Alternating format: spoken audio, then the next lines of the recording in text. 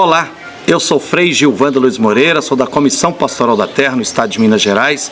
Hoje é dia 6 de dezembro de 2023 e estou tendo a alegria de estar aqui ao lado de um grande companheiro de luta, que é o Wellington Marcelino Romana. Wellington, alegria de te encontrar aqui, meu irmão. Frei Gilvando, muita. Uma alegria grande. Uma honra tê-lo aqui. Wellington, você tem uma longa história de luta na defesa dos direitos humanos no estado de Minas Gerais, especialmente no Triângulo Mineiro, mas você foi condenado injustamente a 15 anos de prisão, ficou preso 4 anos, né? Agora, recentemente, um desembargador expediu uma decisão judicial te dando um alvará de soltura para você aguardar em liberdade, com a previsão que no próximo dia 19 de fevereiro, agora de 2024, 3 desembargadores do Tribunal de Justiça de Minas Gerais façam uma revisão da condenação, do julgamento, né? Então, estamos aqui para prosear. Primeiro, Wellington Marcelino Romana, se apresente, meu irmão, conte um pouco da sua história, até antes da prisão.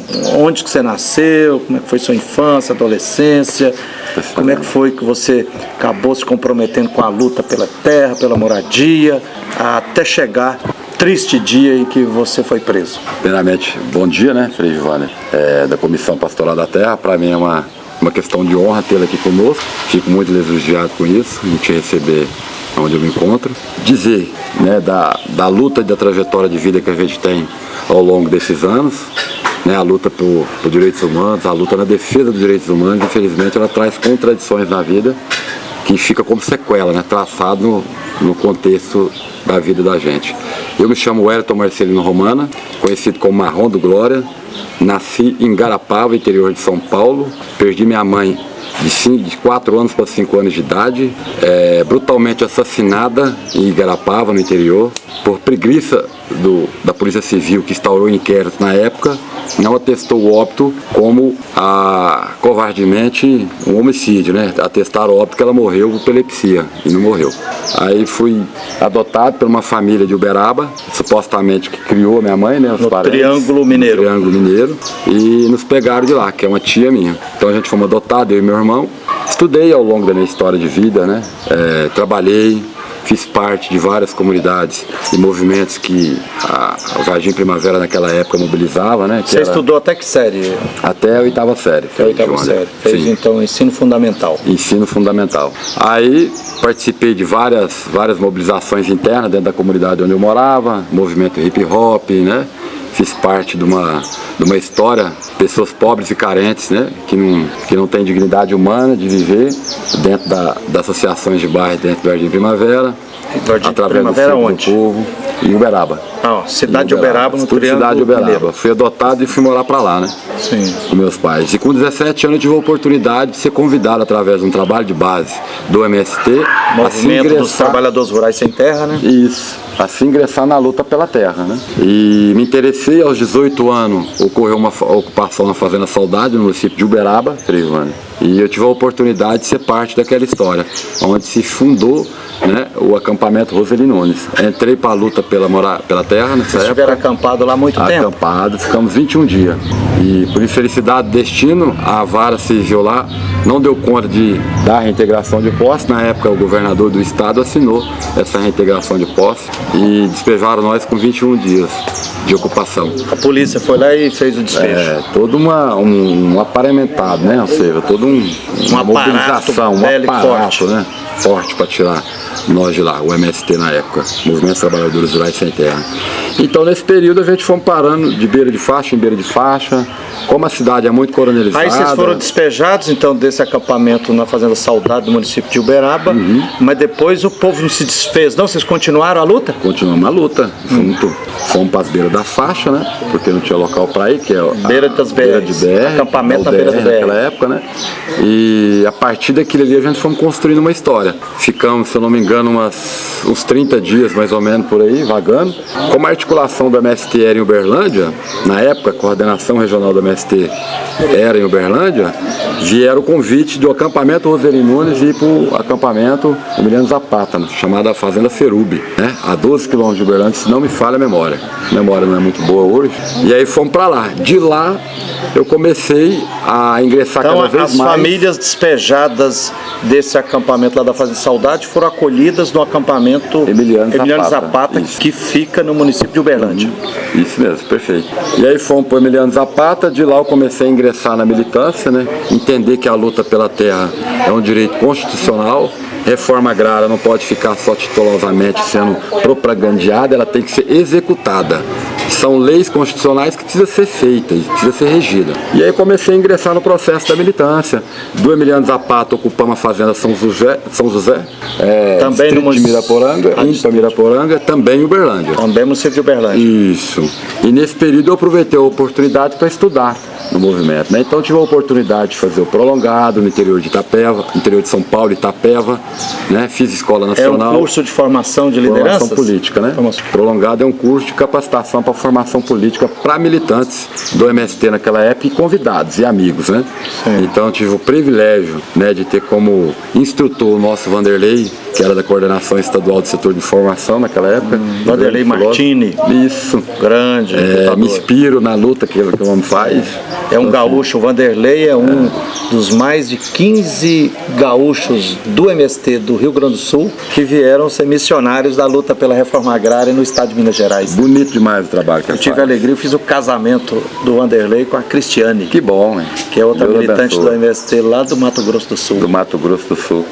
Que Deus abençoe. Então, através dele, a gente começou a abrir um pouco a visão, né? Como é que se encontra a correlação de força do mundo, né? Do país. Qual é essa jogada do Estado, o Poder Judiciário, né? E a sociedade mais carente, a população mais carente, né? Qual que é a tarefa do MST, qual que é a tarefa dos movimentos sociais, qual que é a tarefa da CPT, qual que é a tarefa dos partidos políticos. Então a gente começou a entender uma consciência melhor, né? Abrir a consciência para ter um senso de crítica, autocrítica, o que a gente poderia ser útil na luta pela dignidade humana, na luta pelos direitos humanos. Então a minha história começou ali. Através desse curso de capacitação de formação política, descemos com essa bagagem de formação histórica, formamos politicamente, dirigi o setor de formação regional e depois fui indicado do setor de formação a nível de estado, né? E começamos a aplicar essa metodologia. Você foi coordenador de formação do regional do Triângulo Mineiro. Isso. E depois contribuiu também para contribuir nível de estado de Minas Gerais. Foi pouca a minha participação, mas creio eu que nesses tão poucos que a gente participou, a gente conseguiu criar, né, mais de 12 assentamentos, se eu não me engano, na região. Naquela época tinha uma imensidão de acampamento, nós criamos, está lá os assentamentos hoje produzindo, é parte do processo da agricultura familiar e que sustenta, né, o país. Para nós foi gratificante isso. Conheci a minha esposa Maria Criseide em 2004 para 2005. No conhecer ela, eu comecei a assumir uma autorresponsabilidade de um pai. Como ela tinha 3 crianças, era uma acampada no MST, também coordenadora regional naquela época, representante área. Então você conheceu a Maria Criseide na luta pela terra? Eu tinha 19 anos. Aí também, se me perguntar a idade que ela tinha, eu esqueci. A memória não grava. Foi no acampamento Emiliano Zapata que vocês se conheceram? Se conhecemos no acampamento Emiliano Zapata. E ela, por contribuir na luta do Roseli Nunes, né, para tentar identificar uma área que não cumpria com a função social da terra, para explorar, né, esse espaço para dar para o acampamento Roseli Nunes, era na luta, na militância dentro do Roseli Nunes, contribuindo com o Roseli Nunes, foi onde a gente vê uma relação mais próxima, né? Porque ela era representante área do Roseli Nunes, era da brigada de militantes que fazia formação política e organizava os acampamentos naquela região, então facilitou. E eu era do setor de formação e era a pessoa militante que estava estudando naquela época, né? Graças a Deus a MST prioriza muito essa questão da formação política e creio eu que eu sou um dos frutos que o MST plantou lá atrás, né? Eu estou contando uma história possivelmente tem 20 anos. E dali por diante a gente se casou, eu assumi a família dela, as 3 crianças, ajudei a criar.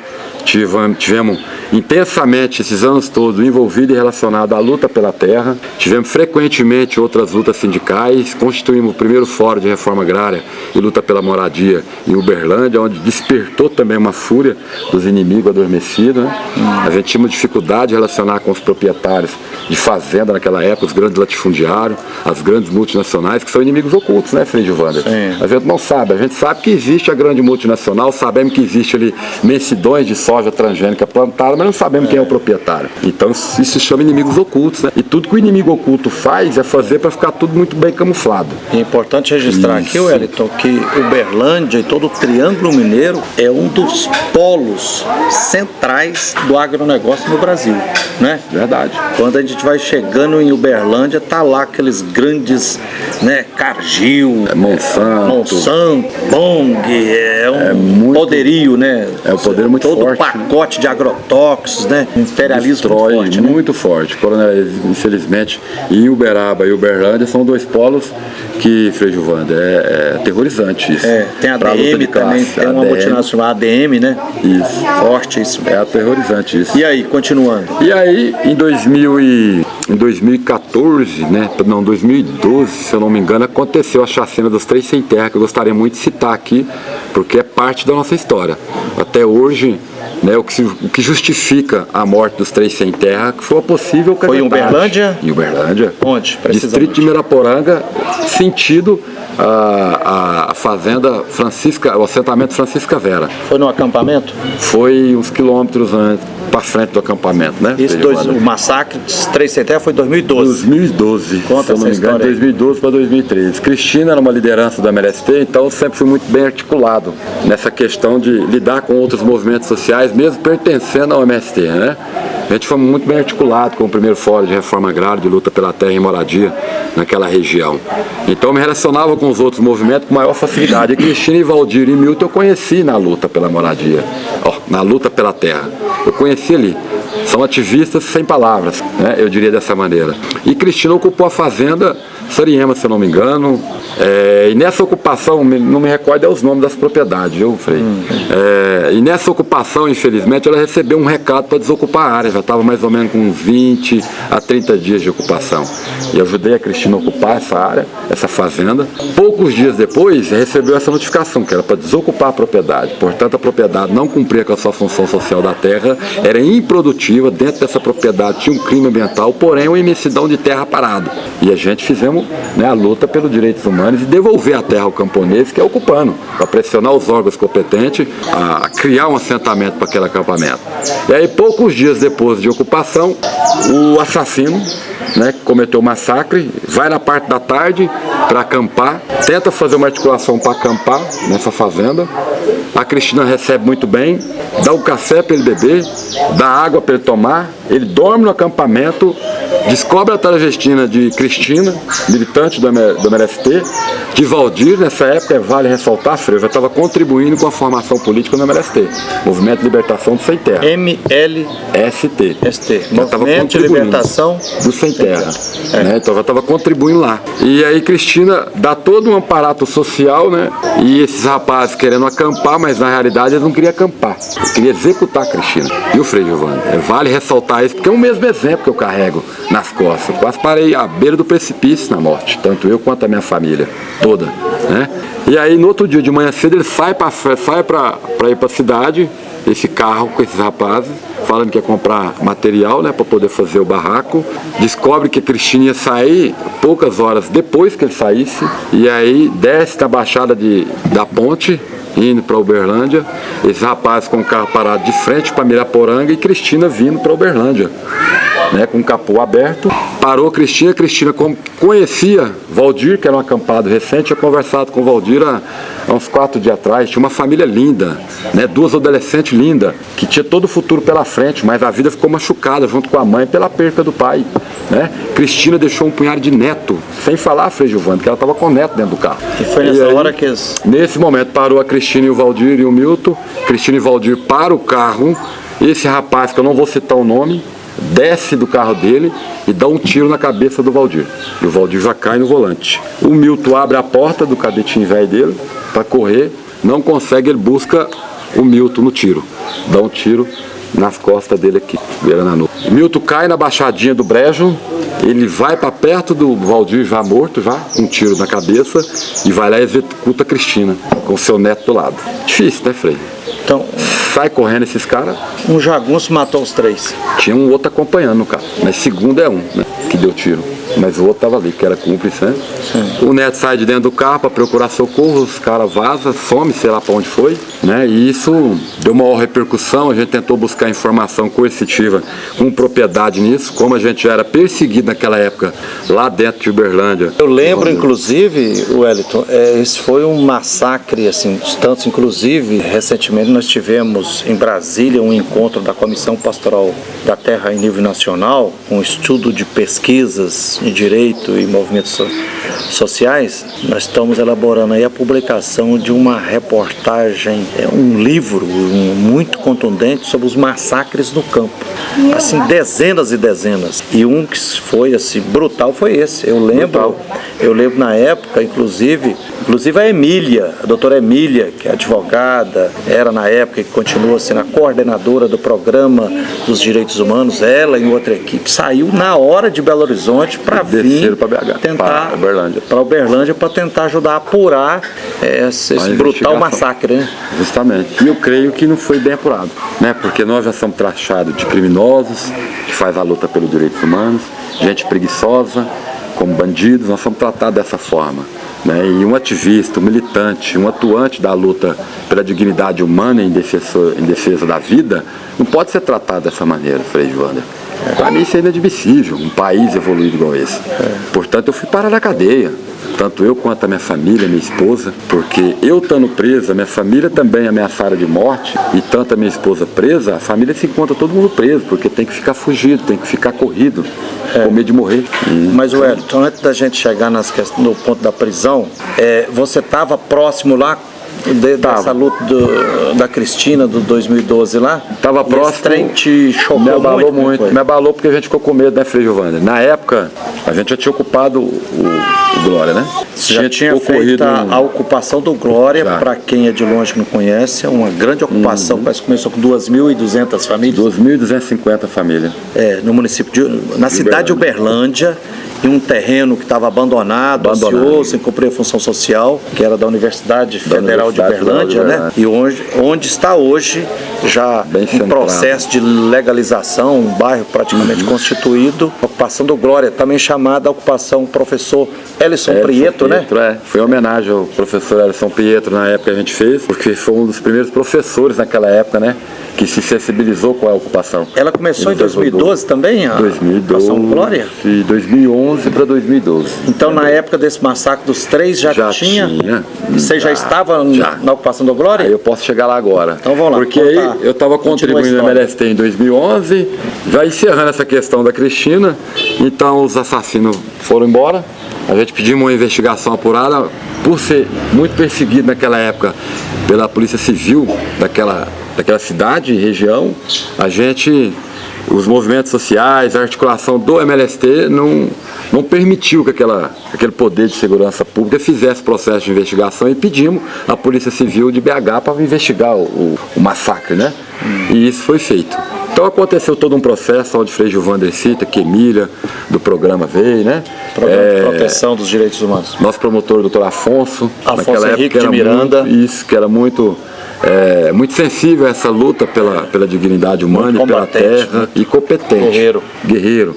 E em 2011, a gente viu que a necessidade de Uberlândia era muito grande na área da luta pela moradia.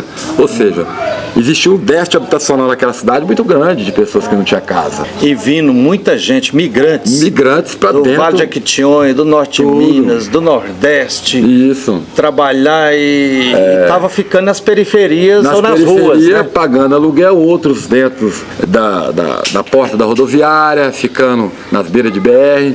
Aí foi criada uma ocupação enorme, gigante, da fazenda fazendas da ocupação do Ceasa naquela época. E essa ocupação foi despejada.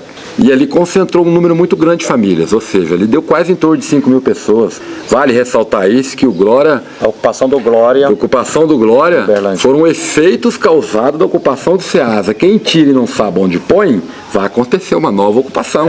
Isso que o prefeito da cidade de Uberlândia naquela época fez. Tirou, colocou todo mundo para fora da ocupação do Ceasa para desapropriar aquela terra a R$1 o metro quadrado e construir um cemitério para crematório. É mais fácil construir um cemitério para cremar corpos do que arrumar casa para o povo morar. É duro isso. Cataram as famílias, jogaram na beira da faixa. Quem tinha condições de pagar um aluguel, vai pagar aluguel. À beira da BR. Quem não tem condições, vai caçar um canto para você ficar. E foi assim que foi feito com a ocupação do Ceasa.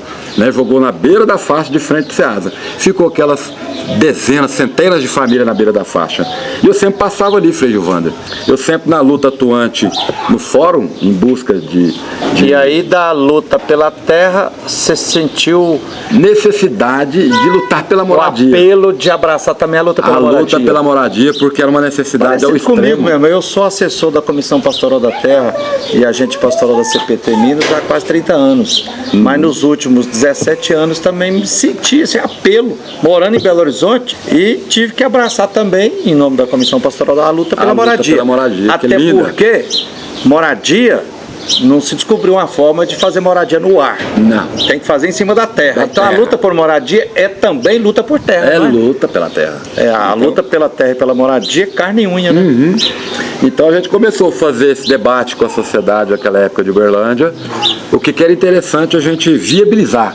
Nós tínhamos um déficit habitacional muito grande de moradia naquela cidade, tinha um déficit também, né, na luta pela terra, na questão dos agricultores familiares naquela época, né? Então começando a discutir isso com o fórum, que o fórum foi onde a gente criou, que foi uma unificação dos movimentos. Primeiro fórum de reforma agrária, de luta pela terra e luta pela moradia. Tinha vários, do Triângulo Mineiro, tinha vários movimentos inseridos naquele fórum. Tinha vários sindicatos também inseridos, partidos políticos, era aberta a Comissão Pastoral da Terra. Tinha CPT, tinha sindicato, tinha MST, MLT, né? MLST, isso, MSTB, onde a gente precisou discutir uma forma de organizar a luta pela moradia, né? E lutar pela reforma urbana, né? Lutar contra a especulação imobiliária naquela região. Então a luta pela moradia, ela cresceu ali, ela não ficou só concentrada dentro de Uberlândia, ela foi para Araguari, onde tem assentamento nosso lá do MSTB. Criamos o Movimento Sem Teto do Brasil. Na criação do Movimento Sem Teto, TB, Movimento do Sem Teto do Brasil, que nasceu em Uberlândia. Nasceu na Fazenda Glória, Triângulo das Bermudas, né, que é chamado. E criamos o assentamento Elson Prieto, que hoje é um dos maiores da América Latina, né, Frei Gilvander? Hoje eu imagino que deve ter mais de 4 mil famílias lá, não deve ter? Muita família. E sempre vai, as famílias vão crescendo, as crianças vai crescendo, né? E aquilo vai povoando, vai ficando aquela coisa bonita, né? No ocupar ali, passar e ver essas famílias do Ceasa, da ocupação do Ceasa jogada na beira da faixa, a gente se sentiu na responsabilidade de fazer a luta acontecer para aquelas famílias e as famílias do Anel Viário. Aí fizemos um contato na época no Zaire Resende, um contato no Dalmir, onde tinha famílias carentes também que pagavam aluguel, subfaturado aquela região por uma casa pequena que não dava nem para cobrir. Resende quem era na época? Assentamento também. Assentamento próximo ao Dalmir, né? Ocupação urbana. E aí recrutamos essas famílias, recrutamos o povo da ocupação de Ceasa que não tinha para onde ir, o acampamento do Anel Viário naquela época, juntamos todo mundo e ocupamos a Fazenda Glória. Porque nós já tinha a noção que aquela área ali era uma área do governo federal, mas não sabíamos que era da UFO. Sabíamos que aquela área, como chama aquela BR? 050. Sabemos que ali era um cemitério clandestino, um lixão. Uma área abandonada, né? O mato era dessa altura, só criava cobra, rato e bicho peçonhento ali dentro, lixo para todo lado. Se está o povo precisando de moradia, por que não vai morar na área do governo federal? Mas mesmo assim o prefeito da cidade daquela época não aceitou. Sentiu, ou seja, desafiado, porque tinha acabado de desocupar a ocupação do Ceasa. Mas mesmo assim a gente criamos a unificação dos movimentos, entramos para dentro dessa Fazenda Glória, que era do governo federal da UF, possivelmente, e vimos que era necessário criar um projeto habitacional ali dentro, uma moradia popular. Né? Nós, os moradores da Fazenda Glória, do assentamento Elson Prieto, contratamos uma equipe de georreferenciamento para fazer, né, o processo de topografia da área. E nessa organização, obviamente, você e também a Maria Crisete se tornaram da coordenação Maria da Crisete luta. sempre presente, às vezes até me falha a memória de tocar, porque é tão emocionante lembrar um pouco do passado, né, Frei Giovanni? E isso traz uma inspiração de que a gente não pode parar com a luta, né? Sim. A gente tem que continuar a luta pela dignidade humana. Essa foi mais ou menos a história até chegar, e aí, no meio da luta da ocupação, luta por moradia, o professor Elson Prieto, meu pastor do Glória em Uberlândia, foi que aconteceu a morte de uma mulher chamada Jéssica e que depois foi Uma usado atrocidade para ambas as como famílias. motivo para prender você e a Maria Crisete. Justamente, né? Conta essa história aí. Conto, o que aconteceu? perfeito, viu, Frei? O assentamento se proliferou, criou, né? Ficou aquela coisa bonita. E em 2014, se eu não me falha, 2014, acho que Eu março tive lá de várias 2014. vezes, aliás, Wellington, eu tive várias vezes lá, tem vários vídeos que eu fiz. Tem. A primeira coisa que me chamou a atenção, essa era uma área totalmente plana, né? Plana. E vocês fizeram realmente uma ocupação com um plano urbanístico, com as ruas largas, os Foi bem lotes, tudo pensado. organizado, né? Não foi um aglomerado, um Não. favelão que foi criado, Não foi né? um favelão, não foi uma desorganização, foi uma ocupação Planejado organizada. para ser um bairro bonito, né? A equipe de infraestrutura naquela época, o movimento ele é organizado, né? Em várias esferas organizativas. Então a equipe de infraestrutura naquela época, que é uma célula ligada ao movimento, ao MSTB, discutiu a melhor forma de planejar aquele setor, né? E urbanizar de forma respeitando a metragem do passeio, respeitando a metragem das ruas, respeitando as áreas institucional, viu, Frei Giovanni? Vale ressaltar que nós tiramos uma área institucional lá dentro. As áreas comunitárias. Lá tinha espaço para a igreja, espaço para o polo esportivo, para creche, para praça, para creche. saúde, né? Criamos a Centro Ambapasse. social, né? Criamos a Ambapasse lá dentro. A Ambapasse era... Nós Ambapasse criamos significa? uma associação dos moradores do bairro Elson Prieto, naquela época, que estava na tarefa de pegar a mão de obra do bairro, captar ela e vender essa mão de obra para fora. Ou seja, os desempregados que estariam desempregados dentro do assentamento tinham a oportunidade de se ingressar na Ambapasse para poder trabalhar. Nessa associação. Porque tinha dificuldade de arrumar um emprego. Nós criamos tanto a Associação dos Moradores, na época, quanto a Ambapasse. E tiramos tudo, respeitamos todos os perímetros urbanos que a Prefeitura exige, área institucional, área para creche, área comunitária, a metragem de rua, esgoto, tudo isso foi muito bem pensado, muito bem articulado. Antes de chegar na atrocidade de 2014, eu queria só trazer aqui um pouco, essa reflexão um pouco no passado, para a gente ver a necessidade do quanto que a militância que luta pela dignidade humana, que é a luta pela moradia, a luta pela terra, né? A luta para manter as pessoas vivas, que é o trabalho que a Comissão Pastoral da Terra faz, coloca os militantes de ponta de lança contra o Estado, porque o Estado os vê como inimigo. E como vê como inimigo, eu não sei de onde vai sair essas pessoas que são ligadas ao Estado, mas infelizmente essas pessoas se tornam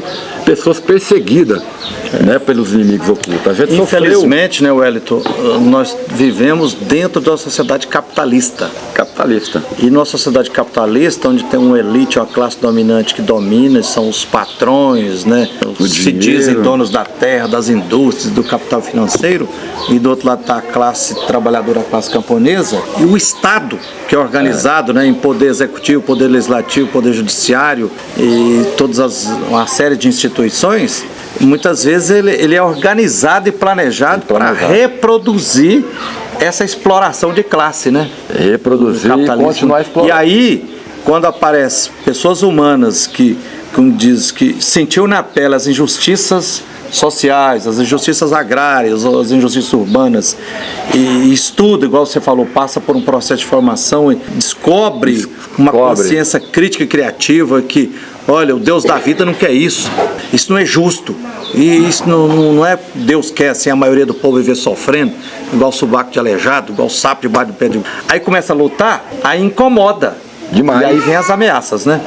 Tanto por parte de quem está na estrutura do Estado e também dos particulares também que começam a ameaçar, não é? Começa a sofrer perseguições e acaba que essas perseguições, elas são a nível de imprensa e também são a nível prático, operacional, ou seja, tá ali, no dia a dia, convivendo com você e você não tá vendo os inimigos ocultos. Nós sofremos um ataque na ocupação dos Estrelas, Fazenda dos Estrelas, o acampamento Che Guevara, se eu não me engano, que também era do MSTB, viu, Frei, Gilvander? A gente fazia a luta pela moradia e a luta rural, o MSTB. Também no município de Uberlândia? Tínhamos acampamento no município naquela época, né? Tínhamos 4 acampamentos naquela época.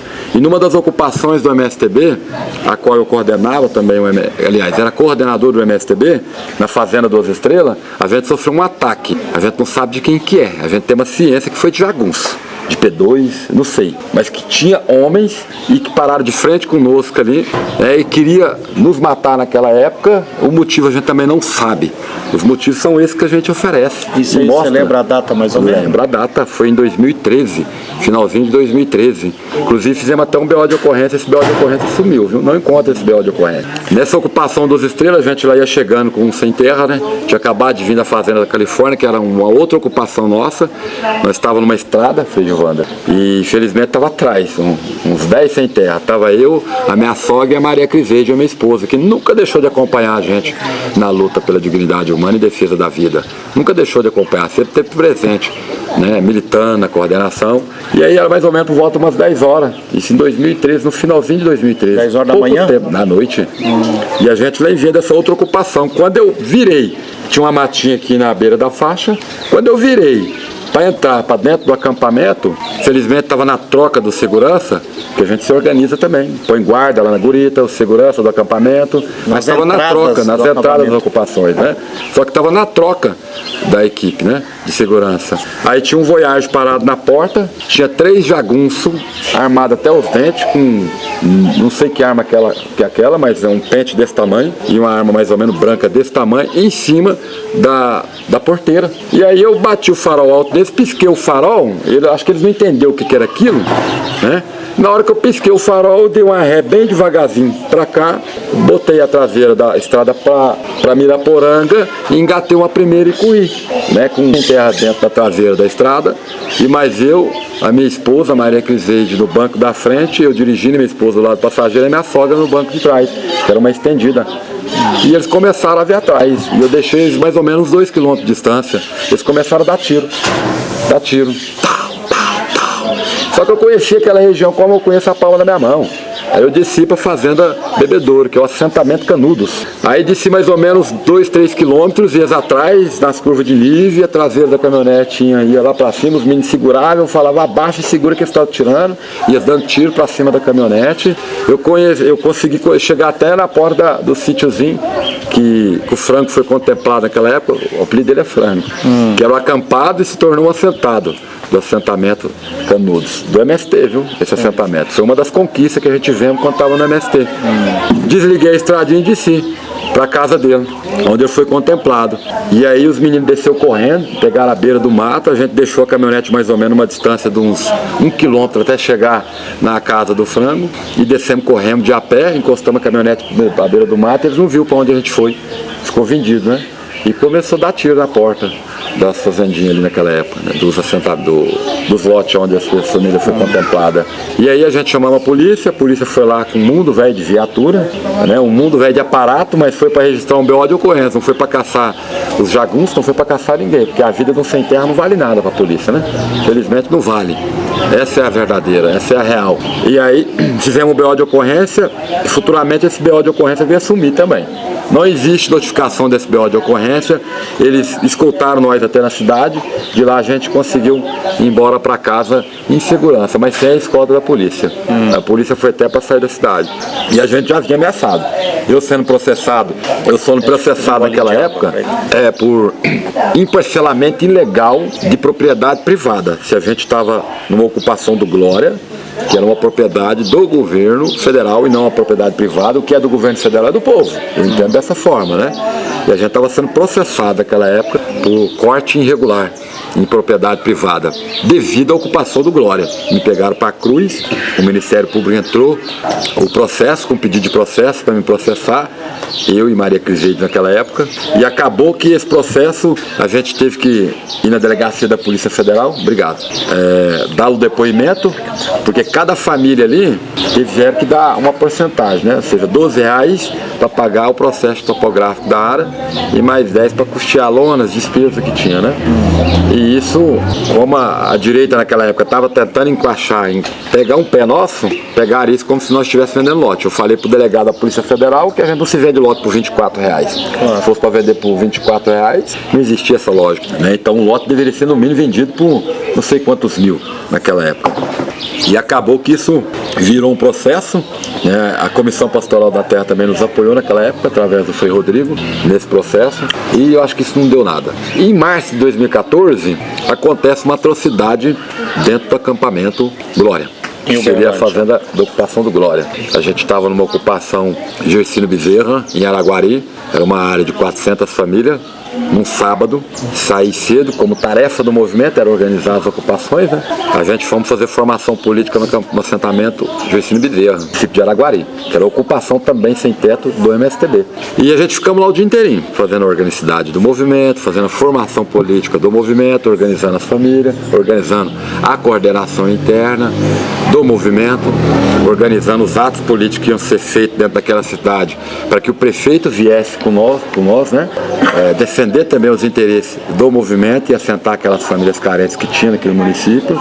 E ficamos lá até por volta das 7h30, 8h da noite, fazendo a tarefa do movimento. E eu voltei para casa. Quando eu voltei para casa, que eu chego no assentamento de São Pietro, na fazenda do Glória, chegou uma mulher lá toda machucada. E eu não dei confiança para quê? Eu falei, minha filha, você quer ir no médico? Né? Você quer ir no pronto-socorro para a gente fazer o tratamento desse corte que está no seu rosto e tal? Ah, porque brigou ali no boteco, tapati, patatá. Eu não entendi muito bem aquilo, peguei minha criança, que estava meu neto, junto com a minha esposa, na casa da minha sogra, e levei para casa. Quando deu na segunda-feira, a gente retomou as atividades no assentamento Gercino Bezerra da Silva, no município de Araguari, e aplicando a formação política, porque tinha uns atos que tinha discutido para a gente executar na segunda-feira, que era ir lá falar com o prefeito da cidade de Araguari. Então a agenda estava super lotada naquela época, né? E era um trabalho muito bonito a luta pela moradia. Aí quando eu centro a coordenação interna do movimento, que a gente tomou o café, sentamos para discutir quais seriam os passos que a gente ia tomar para chegar até o prefeito numa grande passeata naquela época. Do nada, uma acampada sai gritando dentro do assentamento. O Balanço Geral está notificando a imprensa e a TV, que eu esqueci, me falha a memória, que é a TV do MGTV lá do Triângulo Mineiro? Do Triângulo Mineiro. Era o MGTV naquela época. A TV Integração e mais a TV Vitória, a TV do Balanço Geral já estava notificando meu nome, bombardeando. Acontece um homicídio no assentamento São Pietro, Fazenda Glória, ocupação do Glória, aonde o coordenador do MSTB é o atual suspeito desse homicídio. Ah, já sai na imprensa. Então o Marrom, há 2 dias atrás, era um aliado dos pobres, e um orientador, né? Da luta pela moradia. E há 2 dias depois, a coordenar, organizar não só a ocupação do Glória, mas também essa outra ocupação lá em Araguari. Várias ocupações, nós tínhamos ocupação no município de Araguari, tinha ocupação no município do Prata, estava organizando para descer para Campo Florido, então o movimento estava muito atuante na luta pela moradia. E ocupamos algumas áreas. Colocou a culpa em.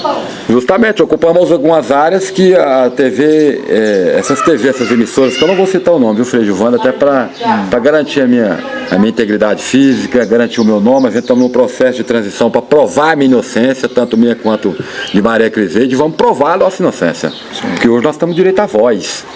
Né? O Poder Judiciário, o que eu mais sonhei foi que o Poder Judiciário nos desse essa autonomia, nos desse essa oportunidade de poder falar. Isso foi um sonho durante muitos anos, porque nós não tínhamos direito de falar. O Wellington e a Maria Criseide ficaram presos 3 anos e 8 meses, e agora recentemente um desembargador do Tribunal de Justiça de Minas Gerais concedeu um alvará de soltura, libertando Maria Criseide e o Wellington Marcelino Romana, mas está marcado para o próximo dia 19 de fevereiro agora de 2024, 3 desembargadores em Belo Horizonte vão julgar o que se chama de revisão criminal, porque o Wellington, o Marcelino e a Maria Criseide foram condenados, mesmo sendo inocentes, foram condenados a 15 anos de prisão. Absurdos. O Wellington está manifestando essa alegria aqui agora dele poder falar e dar o que foi que aconteceu mesmo. Porque são situações, Giovanni, que aconteceu conosco e a gente não deseja isso nem pro pior inimigo da gente, apesar que eu não tenho inimigo. Se as pessoas me veem como inimigo, eu não sou inimigo de ninguém. Porque porque Deus, o sagrado, sou uma pessoa muito devota, sou espiritualista, né? Eu ia te Sou perguntar, sacerdote. você é uma pessoa religiosa, né? Extremamente religiosa. Você participa de alguma igreja? Como é que é? Não, eu sou zelador de santo, sou babalorixá. Ah, babalorixá. Eu faço uma atuação também na área espiritual, Do candomblé. candomblé e umbanda. Ótimo, Que hoje parabéns, também. irmão. Obrigado. Eu admiro e respeito muito. Que bom. Os irmãos do candomblé, da Umbanda, do Espiritismo. Eu acho que nosso Deus é um só, invocado sob tantos nomes, mas a gente tem que estar junto, né? Tem que estar junto e unido. Wellington, eu fico triste, meu irmão, quando eu vejo pessoas, sejam católicas, crentes, pentecostais ou neopentecostais, manifestando preconceito, discriminando e muitas vezes até quebrando os terreiros do candomblé da Umbanda. Crime, Alegria. Satisfação, sempre Saber que eu tô do lado do babalorixá. Que beleza. Isso, bom demais. Mais um título, né? Do Marrom. Claro. Do Ayrton Marcelino. E da Maria Crisete também, aí a Lorixá, né? Então, Frei Gilvander, nesse período, E aí, resgatando a história, aconteceu esse homicídio lá, essa atrocidade, infelizmente, né? Na ocupação do Glória. A imprensa divulgou que você e a Vendeu Maria a Crisete imagem. eram suspeitos. suspeito. Até então E era aí? só eu que suspeito, né? Colocaram eu Só como Maria- suspeito. Só você. Na época. Colocaram eu como suspeito e responsável pelo homicídio, né? Porque eu era coordenador do movimento, coordenador da ocupação do Glória e outras ocupações da região. Então, como a gente sempre dava entrevista para as imprensas naquela época, de que a gente já estava discutindo a desapropriação daquela área para virar assentamento no Consul, já estávamos em contato com a CGU em Brasília, né? Tinha várias, que é a Controladoria Geral da União, né? Ministério da Cidade. Então tinha uma articulação gigante em apoio da ocupação do Glória, né? Isso era muito bonito. E aí colocou nós como atual suspeito e começou a vender essa imagem, vender essa imagem, vender essa imagem, vender essa imagem. A gente tinha uma equipe de advogados que acompanhava a luta pela moradia naquela época, que era a Comissão Pastoral da Terra. Mas, porém, na área criminalista, né? na área criminalista, esse grupo de advogados não atua. E acaba, para essas situações particulares, a gente tinha que ter mais ou menos sentido do que a gente ia fazer, né? Sim, sim. E aí a minha cunhada pegou e indicou um grupo de advogados. No indicar esse grupo de advogado, é que eu fui descobrir a verdadeira história do que ocorreu com nós. Isso depois de 1 ano e meio a 2 anos. A gente tinha sido condenado à revelia, a gente sem saber o que estava acontecendo.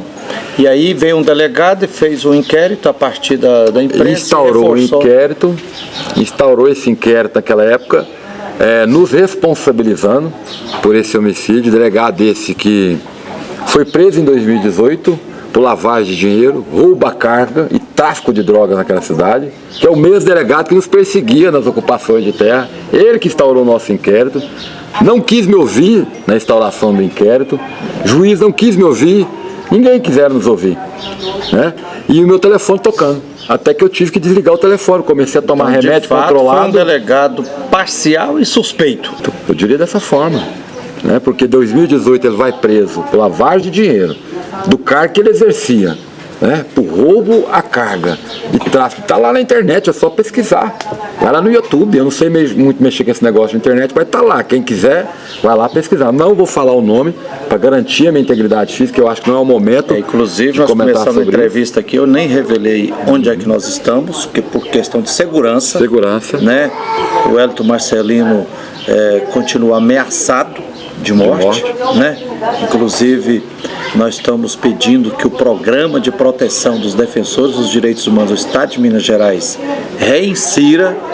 reinclua, porque, como você contava aí, por causa desse massacre aí de 2012 aí, você tem que conferir isso, mas eu já tive informação que você já era do programa. Já era do programa, né? A gente começou a bater de frente. Então, por isso nós não estamos revelando o local onde o Wellington Marcelino está agora. Isso, tanto eu quanto a Maria Crisete nessa época. A gente bateu muito de frente para poder, fizemos várias mobilizações, várias manifestações, fomos para Brasília, para que investigasse o massacre, a chacina dos 3 sem terra, do distrito de Miraporanga. Então, recapitulando, resumindo, continuidade da história.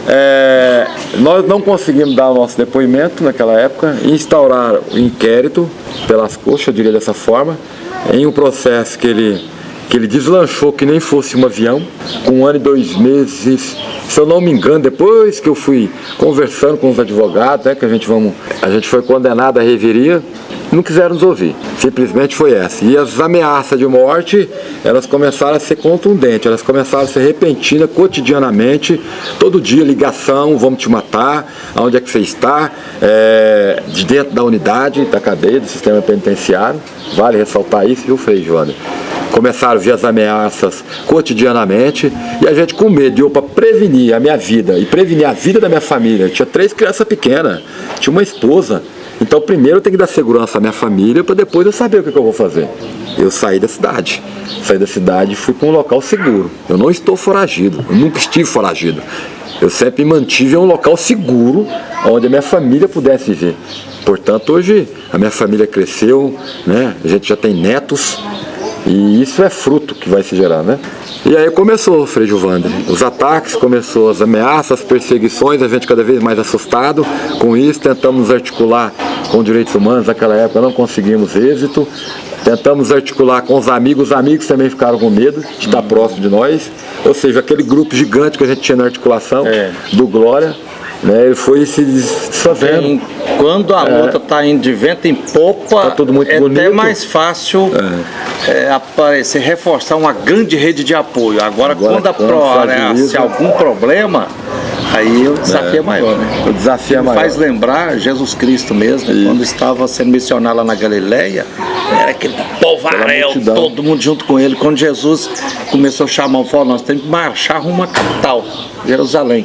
E aí foi dando a formação e tudo. Justamente. Quando começaram a ameaçar Jesus de morte, muita gente cascou fora. Até o Pedro chegou e falou, Jesus, vamos colocar a viola no saco, vamos voltar para Galileia, lá que tá todo mundo te aplaudindo. Verdade. Não vamos continuar marchando para Jerusalém, não, que vão te matar. Jesus ficou tão bravo com Pedro, pegou Pedro pelo colarinho e falou, Pedro, você não honra a calça que você veste não, senhor? Tem mais alguém aí que quer fugir? Nós vamos continuar rumo a Jerusalém. E quando Jesus foi pego, torturado, crucificado, muitos cascaram fora, né? Acho que o primeiro júri popular, né? Até um Pedro falou, não conheço não, esse eu nunca vi. Até Pedro tá lá no Evangelho, lá dizendo que vacilou. Ele teve que sair. Com medo de seguir com Jesus. De ir pra forca também, né? De ser crucificado também. Então, na hora do desafio, muitas vezes, muitos companheiros fraquejam, né? Desiste. Medo de morrer, né? Medo de pôr a cara. E nessa caminhada, infelizmente, que ficamos sozinhos, né? Eu, a minha família, meu sogra. Vocês tiveram que se retirar da luta do Glória, priorizar a luta pela sobrevivência. Aí entra a questão do Glória. O movimento ficou articulado no Glória, o movimento ficou forte, né? Companheiros do movimento, que também é da coordenação interna do movimento, continuou coordenando o movimento. Hoje eu vejo o Glória pela televisão, porque eu também não tive o privilégio de ir lá no Glória. Tem medo de morrer. Uma ocupação que gerou tanta moradia ali dentro, gerou abrigo para tantas crianças, que a gente sempre fizemos uma luta, né, em prol das crianças, que hoje eu não posso visitar as crianças que se tornaram adolescentes. Eu não posso andar, infelizmente, daquela região. Principalmente o assentamento, que eu fico com medo. E aí os anos se passaram, e acabou que o processo foi julgado à reveria. Vocês não tiveram o direito de se defender? Nem comunicados fomos. Que é um dos princípios do direito, né? Todo mundo tem direito ao contraditório e à ampla defesa. Vocês não tiveram. Para mim isso é um erro, né, Frei Gilvandre? Assim, até uma análise que eu faço de um senso crítico diante do Poder Judiciário. E aí depois o senhor vai ter o privilégio de conhecer os meus livros. Escrevi 2 livros dentro da prisão. Um chama Cárcere de Minha História, que conta a minha história de vida e da minha família e da minha inserção aos movimentos.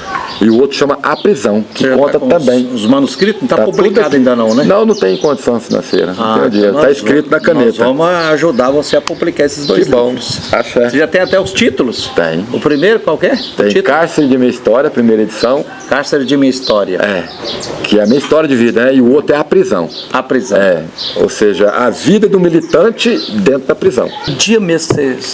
Eu fui preso dia 13 de março de 2020. 13 de março de 2020. Dia 13 de março de 2020. Então estava começando a pandemia, né? Tava, no local da pandemia. Não, a hora que entrar o lockdown, né, Frei Gilvandre? A pandemia foi em 2019? 2020, em março de 2020, 13 de março de 2020. A gente estava nessa tarefa também espiritual, como eu tinha te colocado, né, Frei Giovanni? A gente tinha em um local determinado, que eu também não vou revelar nomes, nem cidade, nem locais onde eu estive. A gente tinha nossa casa de santo, que se chama Ilhaxel Pajunsum, e sempre cumprindo com a função social dentro das comunidades carentes, né? Eu fui para uma comunidade carente, cuidar da minha família e atuar na minha área espiritualista também, como sacerdote. E antes de iniciar uma sessão espiritualista, a gente estava trabalhando e a gente não sabia que estava sendo investigado no trabalho. A hora que eu saí do trabalho para descer para casa, para iniciar a sessão, não deu tempo nem de eu tomar banho. Aí a polícia chegou na porta e encarcerou nós. Nos prendeu, me perguntou qual que era meu nome, eu falei o meu nome, falou que eu tinha... É mandato que fala, né, Frei Giovanni? Mandato de prisão em aberto? Mandato de prisão em aberto, isso mesmo.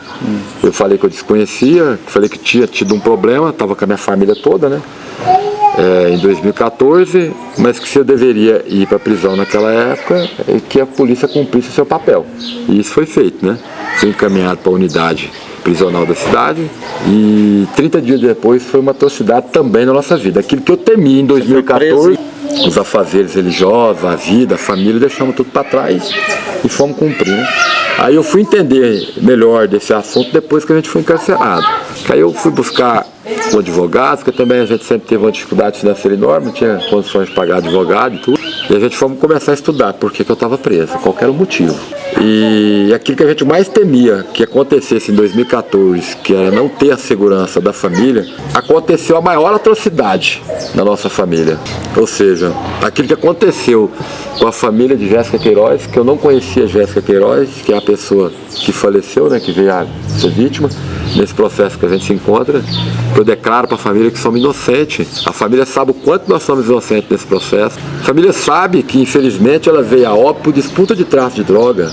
E encaixaram nós nesse homicídio por sermos coordenadores da ocupação do Glória e não por ser traficantes. A gente era lideranças de movimentos sociais, a gente não era traficante. Então, por mais que ela comercializava esse tipo de entorpecente lá dentro, eu acho inadmissível se atentar contra a vida humana. Para mim isso é inadmissível. Quem tem direito de tirar a vida do outro é Deus. Ninguém tem direito de tirar a vida de ninguém, não. Eu rezo por ela, rezo pela família para conformar, porque nós também buscamos a conformação nos dias de hoje. Nós buscamos a conformação. Vocês também dia estouraram 13 de abril de 2020, 30 dias depois que fomos presos, mataram meu filho, meu enteado, o mais velho de 24 anos de idade. O nome dele? John Leno da Silva Fernandes. Aquilo que temíamos que acontecesse em 2014, aconteceu em abril de 2020, 30 dias depois que a gente fomos presos. Não sabemos também o motivo dessa morte. Não sabemos por que matou ele. Mas ainda, por mais que hoje está muito recente essa situação nossa, estamos tentando se manter vivo, se manter em segurança, para que a gente possa propagandear essa história, para que isso não venha acontecer com outras pessoas, cometer essa atrocidade com o nosso enteado, que é o John Leno da Silva Fernandes, matar ele com 2 tiros, e ele veio a óbito. Para nós foi uma catástrofe isso. Acabou com a família. Você e a Maria Criseide não puderam sair da prisão? Pior que não pudemos ver o velório. Não vi ele pela última vez. Não vi ele pela última vez. A Maria viu ele. Infelizmente a própria juíza não conseguiu expedir uma liberação para que ela, que é mãe de sangue, até eu entendo, Frei Giovanni, que eu sou padrasto, mas ela é mãe de sangue. Qual mãe que não quer ver o filho, né, partir, o corpo partir, porque o espírito já tinha partido? O atual presidente Luiz Inácio Lula da Silva também estava preso e o netinho dele morreu. E o juiz não deu autorização. Não concedeu. Ali na perseguição. É muito dolorido isso. É, né? perseguição. Mas, Wellington, como nosso tempo é pequeno, além dessa dor de ser preso injustamente, você sendo inocente ser preso, você citou esse caso aí, o caso do até a morte de um filho, da Criseide, vocês não poder ter ido nem no velório. É até difícil falar. O que mais que você acha que preciso dizer aqui para quem vai nos acompanhar via internet? O que eu preciso dizer? Do tempo que você teve na prisão e que você já adiantou que parte está nos 2 livros escritos e manuscritos, né? Manuscritos. Posso buscar também. Beleza, então retomando aqui, sou Frei Gilvando Luiz Moreira, da Comissão Pastoral da Terra. Vamos continuar aqui a entrevista com o nosso companheiro de luta, né, o Wellington Marcelino Romana. Então, novamente, o Wellington Marcelino Romana, conhecido como Marrom, ativista, defensor dos direitos humanos, da dignidade da vida. Frei Gilvander, novamente falando pro senhor, para mim é uma honra tê-lo aqui. Alegria, é uma gratificação enorme. Tamo junto, meu irmão. E queria Estamos juntos. aproveitar esse espaço aqui, né, para reafirmar a nossa inocência, reafirmar o poder de fala, o poder de direito de liberdade de expressão, né, o poder se defender de tamanha atrocidade que cometeram contra nós, né, barbaramente, arremessando 2 militantes da luta de classe para dentro das Você e a Maria Criseide. Que é eu e a minha esposa Maria Criseide, né, da Silva. E quero reafirmar aqui também e resgatar um pouco daquilo que a gente estava falando sobre a questão do Glória, que infelizmente perdemos tudo ali no Glória, né? Perdemos moradia, minha família toda perdeu moradia, não só eu e minha esposa, né? Mas como a família da minha esposa, que sempre acompanhou a gente nessas lutas, né? Detalhe, porque a sua esposa Maria Criseide é cigana Calon. Isso, né? é cigana. E aí, uma das características do povo cigano Calon é viver a comunidade juntas, né? Vive, então todo tinha mundo. muitos parentes, muitas famílias lá. Muitos. E aí, com a prisão de vocês, essas várias famílias, tem ideia mais ou menos quantas famílias tiveram que sair? Dá mais ou menos umas 12 famílias. 12 famílias. Assim eu tô contando por pessoas, né? Aí, por pessoas, não tô contando chefe de família. Se eu contar as pessoas hoje, que é neto, bisneto, sobrinho, não, aí nós vemos São mais de 60. muito mais. Dá muita gente, né? Então, mas retomando isso aí, a gente perdeu tudo em busca de privar nossas vidas, né? Porque a família também começou a receber ameaça e a verdadeira população que ocupou o Glória são essas famílias, junto conosco. E mais as famílias que estavam despejadas, né, daquelas ocupações. Mas está lá, um trabalho lindo, bonito, e que eu acredito na luta pela moradia, e que foi magnífico, né? Aquela estrutura ficou gigante, e hoje cada um tenta buscar a sua dignidade de vida ali dentro. Legal. Então eu estou aqui para falar... E aí você foi preso injustamente, mesmo sendo inocente, 3 anos e 8 meses. 3 anos e 8 meses, foi aí. E aí, como é que foi sobreviver nesses 3 anos e 8 meses num cárcere brasileiro? Um cárcere brasileiro. Dizer primeiro que o sistema penitenciário é sucateado, né? O tanto que o sistema penitenciário é sucateado no país. Então, o sistema ele não dá dignidade humana para um preso se ressocializar. E um dos maiores desafios que eu encontrei quando eu fui para lá, para a comarca de origem, né? Jacis. Aonde? Em Uberlândia. Professor Jacis. Aí foi em Uberlândia, Minas Gerais. Realmente um sistema sucateado. Uma super lotação, não dá espaço para o pobre se regenerar. As pessoas acusam, o prende e discrimina a vida inteira. Então foi um desafio viver nesse lugar. Enquadra aquilo como desafio, como obstáculo. E para mim sobreviver nesse lugar foi difícil demais. Muito difícil, porque você tinha que estar atento a quem era pago dentro do sistema, onde eu morava, onde eu dormia, porque a gente que viveu esse tempo todo perseguido e ameaçado de morte, a gente sempre tinha um pé atrás, que a gente poderia dormir e amanhecer morto. Então foi quase 4 anos de promessa, quase 4 anos de joelho no chão, rezando a hora que acorda, na hora que come, agradecendo, né? E na hora que dorme também. E rezar para a família aqui fora. Então foi um dos maiores desafios que eu encontrei, né? Internamente dentro do sistema fui perseguido, que não vale ressaltar detalhes disso, mas houve perseguições dentro do sistema devido a esse homicídio e a minha militância na luta pela reforma urbana, reforma agrária e na defesa dos direitos humanos. E acabou que eu tive que me encontrar dentro do sistema.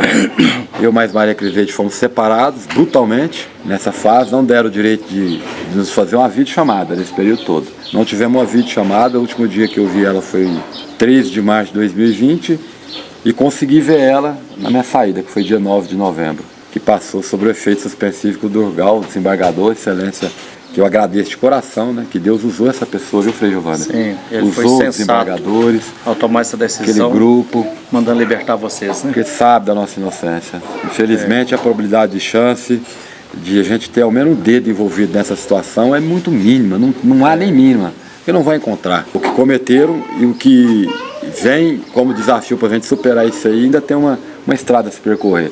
E no sistema eu aprendi a fazer crochê, no sistema a gente vive de maneira fora do comum, né? Você vive com 18 pessoas dentro de um lugar onde não cabe... Uma cela. Eu diria uma cela de 3 por 2, né, de comprimento, 3 de comprimento e 2 de largura, a gente vivia em 18 pessoas lá dentro. Nossa. Eu fiquei 1 ano e 4 meses. Mas dava para todos deitar? Como? Dava deitado no chão, né? Um pra cima, com o pé pra cima da cabeça, outro só no facão, né? Que chama de facão. Ou dormia só na posição. Eu dormi várias noites só numa posição assim. Não podia nem mexer, porque senão eu atrapalhava meu amigo do lado, o vizinho, né? Gastei um ano para poder dormir numa cama. O vaso sanitário é o boi lá atrás? Lá. Isso, fica o boi lá atrás, né? Que chama de boi. Catinguento. E escasso. Tem que dar descarga na caneca, né? Tem o horário da água que corta, então não é toda hora que você tem água, né? Chuveiro não tem, negativo. Só um cano de água? Só um cano de água e a gente faz o chuveirinho de garrafa descartável. Aí corta a garrafa, fura os buraquinhos e faz o chuveirinho para tomar o banho. Né? Tinha direito a banho de sol? Tinha direito, quando era cortado. Né? O direito era partindo da sua disciplina, mas por mais que o preso consiga fazer a sua disciplina, para ele você não preenche todos os requisitos da disciplina. Então tudo é motivo de cortar o banho de sol, de cortar a visita, e lá o erro é coletivo, né? Por exemplo, se um errou, todos pagam pelo erro. Não individualiza o erro. Da mesma forma que eu creio que o Poder Judiciário talvez é falho nessas horas, não desmembrar processo, né? Não reconhecer realmente quem que é quem para depois condenar. E foi baseado nesse histórico que eu escrevi 2 livros da prisão. Eu escrevi esse daqui, que é o Cárcere da minha história, que é as folhas que eu conseguia lá. Aqui está o manuscrito do livro. Aqui Cárcere tá da minha história de vida, o momento que eu nasci, conta até o problema. Livro. Cárcere de uma história, que é a sua história. A minha história. E aí é o subtítulo, né? A sociedade é dividida em 3 esferas. E como é que foi? Você tinha um caderno lá para você ir escrevendo? Eu ganhava folha, né? Pedia, os amigos doavam. Assim, quando eles entenderam que eu estava escrevendo um livro, porque até entender tem até aqui um ficharinho, que esse aqui é de escrever de criança, né? Aí eu ia reciclando as folhas. Vai reciclando ela para escrever. Aqui está contando do meu amor por Maria Criseide, né? Que é a parte 11, folha 85. Aí vem, mostrando. Daqui pra cá. Tá faltando ainda, vai ter que digitar, colocar no computador, né? Fazer só a digitação. E esse aqui também é a continuidade dessa primeira edição, né? Aqui eu escrevi A Prisão, aqui eu tenho 15 depoimentos. Que é para ser outro livro. Outro livro, a segunda edição. O título que você sugere é A Prisão. A Prisão. Aí desenhei até a cela onde eu morava. Essa é a cela onde eu morava, cela 6. A Prisão, cela 6. Cela 6, né? Essa aqui é a cela onde eu morava. E qual a diferença do que tem mais ou menos? O que tem? Conteúdo desses livros aqui conta a história do menino pobre, carente, né, que perdeu o amor da mãe e se criou por outras pessoas e não se encontrou no Estado de Direito, né, e entendeu que a luta de classe é uma luta válida, é uma luta que compensa ser militar por essa área, por mais que a gente morra, mas vamos morrer lutando, que é preferível morrer de lutando que morrer de fome. É uma autobiografia sua? Autobiografia nossa. Aqui está as primeiras edições, aqui está a segunda que fala de como é que o Estado se organiza. Aqui na prisão? A prisão. Aqui fala de como é que o Estado se organiza, as esferas que o Estado se organiza, fala de religião, da minha inserção no mundo do Espiritismo. Eu conto também, né, o mundo do Espiritismo, que hoje, baseado no artigo 46, é uma célula ligada ao programa do Sistema Único de Saúde, que também faz tratamento espiritual. E o governo federal tem que reconhecer essa atividade como atividade médica. Inclusive, parece que a Organização Mundial da Saúde... Isso aí. Outro dia já ouvi ali um camarada aí que participou durante uns 30 anos da Organização Mundial da Saúde. Ele falou, olha, a dimensão espiritual, o cuidado com a dimensão espiritual das pessoas é imprescindível para ajudar na cura das pessoas sobre diversos aspectos. Né? Vários aspectos, né?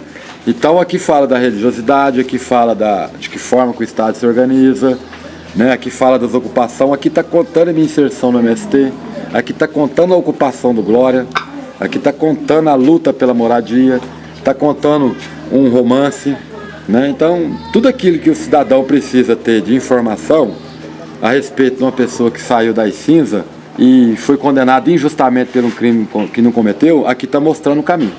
Inclusive falando para o Poder Judiciário que antes de julgar ou condenar alguém, procure quem é essa pessoa, o que essa pessoa foi e aonde essa pessoa se encontra antes de julgar, antes de condenar. Mas você está ressurgindo como a fênix da cinza, você está dando a volta por cima. Fico muito feliz. Parabéns, eu fico muito feliz de saber isso aqui, ó. Segura o outro aí. Vamos Isso segurar. aqui é os Isso aqui é composição de música aí, e os pensamentos. Ah, você fez músicas também? Fiz, Pensamentos? tem 20 músicas aí e mais de 200 pensamentos. Olha. Escrito. Então os manuscritos aqui de 2 livros do Wellington Marcelino Romano. Você tá me lembrando, meu irmão? Teve um outro grande companheiro, guerreiro, Jorge Almeida, do MST, lá do noroeste de Minas Gerais, precisamente do município de Buritis. Ele também foi condenado injustamente, primeiro a 26 anos de cadeia, depois reduziram a pena para 16. Ele cumpriu 4 anos e meio de prisão no presídio lá em Unai, noroeste de Minas Gerais. E nesses 4 anos e meio ele escreveu 3 livros, uns assim em prosa, igual você aqui, e outros 2 em poesia. Agora, o desafio aqui agora é digitar esses manuscritos aqui no computador e arrumar quem imprime. Aproveitando aqui, você vai ficar feliz se aparecer algum filho de Deus ou alguma filha de Deus a patrocinar e ajudar na publicação desses 2 livros? Muito feliz, Frei Wander. Muito feliz. O que eu procurei foi isso, né? Então fica aqui o nosso pedido. Quem puder e quiser contribuir financeiramente, ou indicando editora, ou ajudando na transcrição disso aqui para colocar no computador, seja bem-vindo. Pode entrar em contato comigo, Frei Gilvan Luiz Moreira, ou então com o Wellington Marcelino. Beleza. Meu irmão, para concluir a nossa proposta, e agora, nas últimas semanas aí, graças a Deus e graças a muita luta, conquistamos a libertação sua e da Maria Criseide, mas está marcado para o dia 19 de fevereiro próximo, 2024, em Belo Horizonte, 3 desembargadores do Tribunal de Justiça de Minas Gerais fazer um julgamento, uma revisão criminal sobre o processo de vocês. Isso. O que é preciso dizer aqui? Outro dia eu tive a alegria, fiz uma entrevista por videoconferência com a Lohane, sobrinha. Sua e da Maria Criseide, com a irmã da Maria Criseide, a Josefa, Josefa, e também com o advogado Dr. Gregório, que está defendendo. Fiquei emocionado, eles deram a versão dele. Mas o que você gostaria de dizer aqui, em alto e bom som, que demonstre que você, assim como Maria Criseide, são inocentes e que essa condenação é injusta? Injusta. Frei Wander, já para ir finalizando então, eu já gostaria até de mencionar os agradecimentos aqui ao Dr. Greg, ao Frei Wander, aos desembargadores, agradecer a toda a equipe, e Dona Tereza, tem várias outras pessoas que eu poderia citar o nome aqui, mas a gente acaba que o tempo é curto. Mas eu gostaria de agradecer do fundo do coração que Deus, primeiramente, escutou as minhas orações, escutou as minhas rezas, tanto só minha quanto da família, e encaminhou essas pessoas do bem, pessoas da paz e que lutam pela dignidade humana, a fazer essa autodefesa e vir conosco nessa luta, e nos ajudou a estar aqui hoje contando essa história, para que isso não venha acontecer com outras pessoas neste país. Quero também fazer um breve aqui sobre o que Maria Criseide da Silva viveu dentro do sistema penitenciário. Para mim isso é sub-humano, Lutar pela dignidade humana é tarefa de todo mundo, é tarefa de todo cidadão, de todo ser humano, porque Deus, como seu mandamento, deixou amar o próximo como semelhante a ti mesmo. E quando a gente faz uma autodefesa da luta pelos direitos humanos, não significa que a gente tem que criminalizar essas pessoas e julgar elas dentro da cadeia, porque faz uma luta bonita, uma luta digna. Então minha esposa Maria Criseide, ela foi brutalmente amolestada dentro do sistema penitenciário, que hoje ela carrega um trauma para o resto da vida. Ninguém vai trazer o filho de volta e ninguém vai reconstruir a história dela numa relação, tanto da sua vida espiritual quanto da sua vida carnal, Então a pessoa que ficou destruída dentro do sistema, absurdamente molestada, viveu castigos, torturas, tanto ela quanto a mim durante esse período. A gente fica com medo de citar quem foi, quem deixou de ser, porque a pessoa tem que denunciar, mas ao mesmo tempo que a gente denuncia, a gente sabe das contrapartidas que vem e da consequência que a denúncia oferece para nós. Então esse amolestamento que ela viveu tem que ser retratado isso de forma sigilosa, tem que ser investigado de forma coerente, porque não vale a pena uma pessoa estar encarcerada. Para ser bem direto, Wellington, o Dr. Greg, na entrevista que nós gravamos, ele falou que está no processo que a Maria Criseide da Silva foi estuprada dentro do presídio. É isso que você está querendo Isso que eu estou querendo dizer. Então tudo isso trouxe um dano muito grande, que ninguém vai trazer de volta, mas que pelo menos seja investigado, né, e as providências sejam tomadas diante disso. Mas que também dê segurança a esses defensores de direitos humanos. Diante disso tudo, Frei, eu gostaria de dizer da nossa inocência e reforçar isso. Nós não temos a mínima chance de estar em relação com esse homicídio. Nós não somos culpados da morte de Jéssica Queiroz.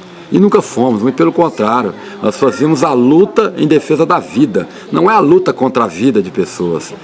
Nós já se relaciona com o público, com pessoas, tanto acampada, não acampada, há anos, há décadas antes de acontecer essa atrocidade. Você lutava por terra e moradia para quem não tinha nem terra nem moradia, para ter vida. Para ter vida, jamais não contra a vida. Matar a vida, né? Isso, e não tem o maior testemunha disso não, Frei Giovanni. Deus é testemunha disso. Deus sabe do quanto nós somos inocentes nesse processo que nos instauraram, que nos jogaram para dentro da prisão, e sabe o quanto somos vítimas dessa injustiça. E no processo não tem nenhuma prova cabal.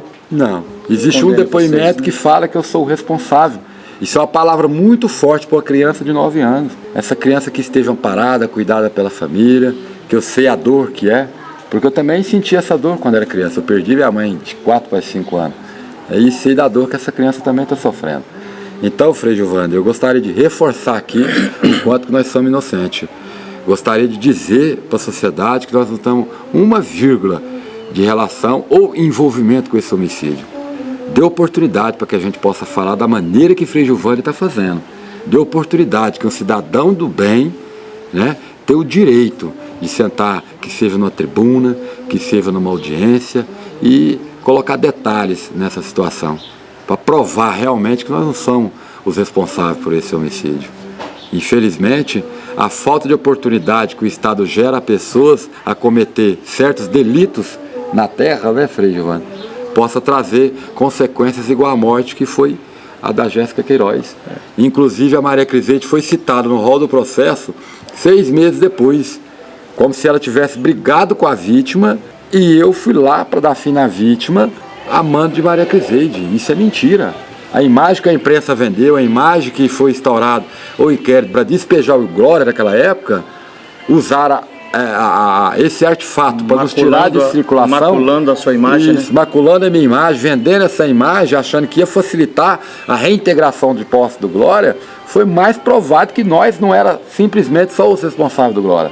Existia pessoas ali que lutavam também pela moradia, e que pessoas que não moravam ali dentro do Glória, né, como a CPT, né, existiam instituições que eram ligadas ao movimento que ocupou o Glória, que independente se eu sair de circulação, não ia dar conta de despejar aquilo, porque acabou com a nossa vida. Claro. Hoje nós estamos tentando reconstruir os destroços que o Estado nos deixou, né? Estamos tentando reconstruir a nossa vida sem um filho.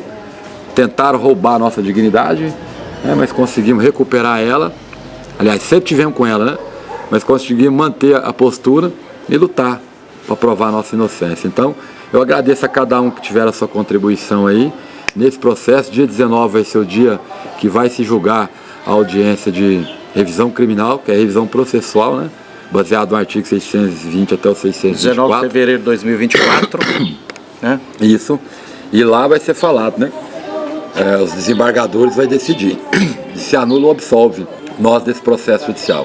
Então eu conto com cada pessoa que está escutando, que está vendo esse vídeo, que possa vir somar conosco nessa luta de provar a nossa inocência.